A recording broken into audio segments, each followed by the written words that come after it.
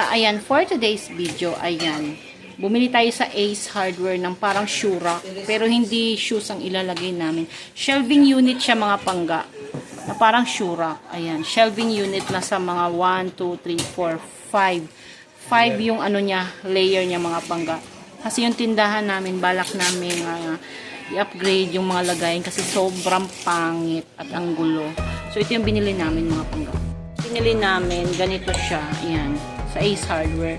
Naka-sale siya mga pangga before, nasa 1,700 yata to.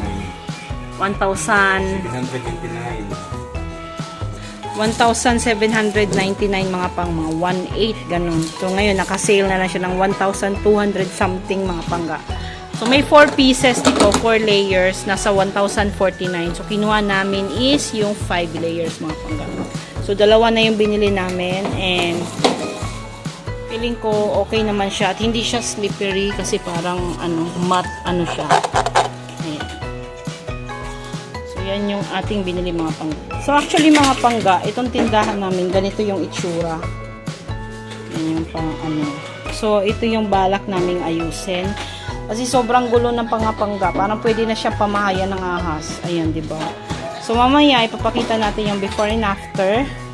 Pag maayos na namin. Actually nga bumili na nga kami ng shelving ano ba tawag doon? Shelving unit sa Mega Box. Kaya lang lang 'yan. 4 layers tsaka hindi siya masyadong pahaba. So yan.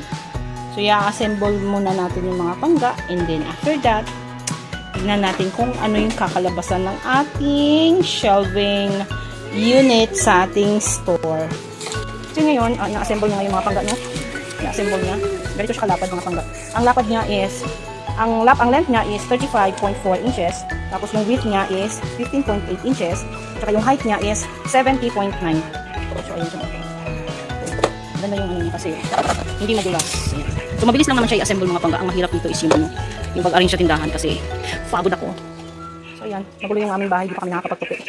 So ayan, nagugulo yung aking bunso.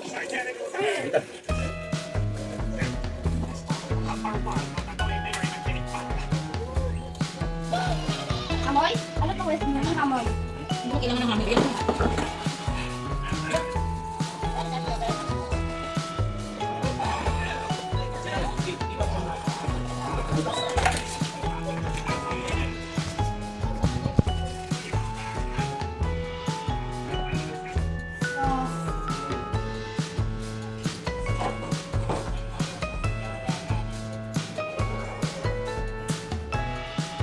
So ayan, sobrang taas pa lang yung mga pangga.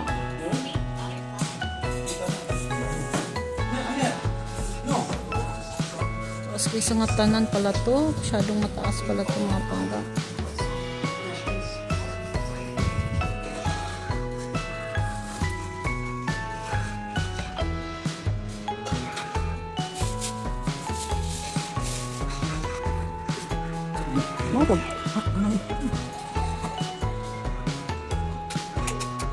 Uy.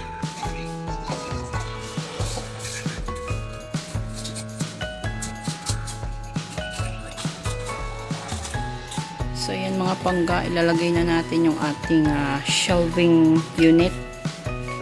Shelving unit ang tawag. Sobrang haba pala niya mga pangga. Oops, matamaan yung Ayan. Feeling ko, hindi ko sure kung magkakasya siya.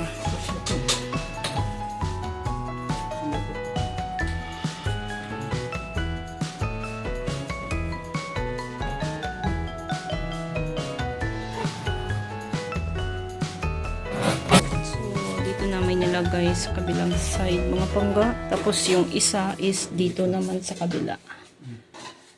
So ayan, tamang-tama lang pala siya.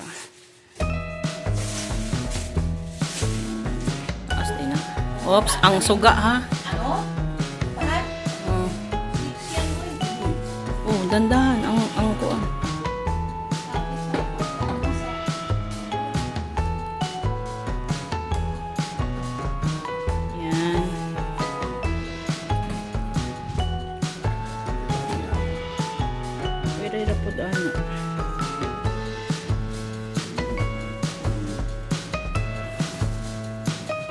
Tama lang yan. masyadong madami tayong kalat for today's video.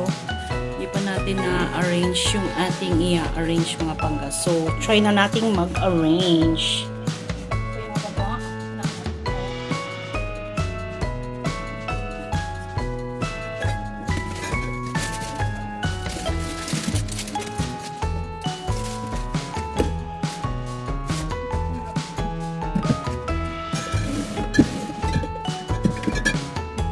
Kung hindi lang natin tanggalin yung karton, tapos matayos na yung bone.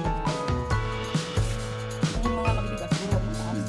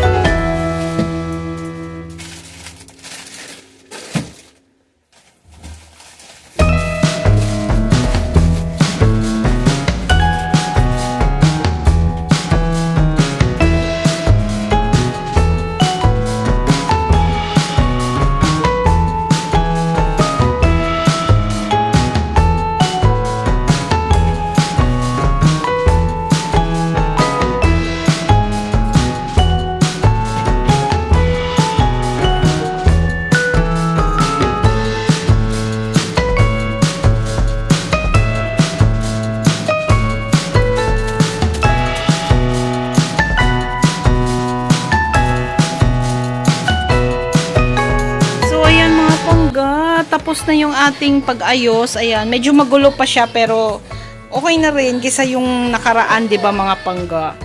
So, ayan, maayos na yung ating mga lagayan dito. Ayan. Hindi na siya magulo kahit papano, arrange na siya kahit papano. O, 'di ba? Yung mga dilata andito, konti lang yung mga dilata ko yung mga gamit na hindi nagagamit nasa taas, yung mga mabibigat, I mean yung laging nabibenta, itong kape, yung mga toyo, sabon, yan yung mga beverage natin, yung mga alak-alak dyan, yung mga things natin dito, ayan. So ayan, okay naman siya mga pangga, medyo lumaki yung space namin dito at akala ko maiksilan to. I mean, hindi ganun ka taas. Yung pala, mataas pala talaga. Pero okay lang. Kasi maganda naman yung pagkaka salansan. I mean, kahit pa paano well arranged na siya.